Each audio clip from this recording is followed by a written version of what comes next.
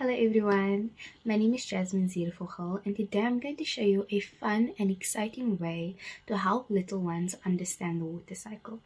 So what I've done is I've created a game called the water cycle game, which helps little ones understand the water cycle a bit better, with a little bit of fun while still learning.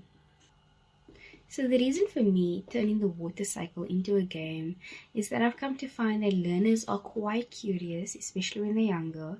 They're active and they love stories. So I turn the water cycle into a story-based adventure game where they basically travel on this journey through clouds, rains, rivers, and back again. So the goal is to help the children learn through doing, talking, drawing, and moving, because that is how young children learn best. So what's inside the game?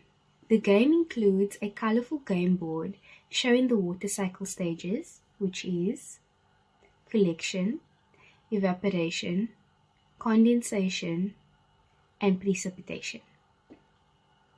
Then we have our water drop cards with fun questions or tasks. For example, one card could say, make a sound like rain, and then the learner that has the card would have to make a sound like the rain.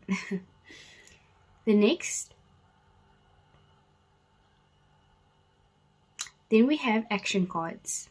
So action cards with movement. For example, jump like a drop falling from the cloud. So the learner then that selected the action card would have to demonstrate and show us how to jump like a drop falling from the cloud. We also have game pieces, which are tiny color blocks. Then we have square papers with numbers on them that they randomly get to select out of an old reused container.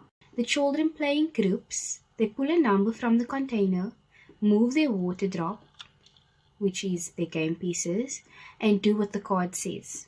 They learn the names and the stages of the water cycle. Demonstration.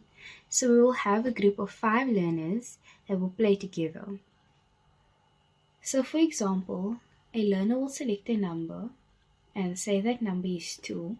They will then move their game pieces 2 blocks up, which they would land on evaporation.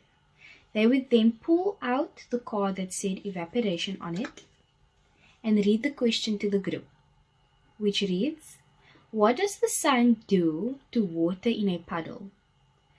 The question card will also have the answer to it. By doing this, not only are the learners having fun, but they are also learning very important facts when it comes to the water cycle. So how this will help?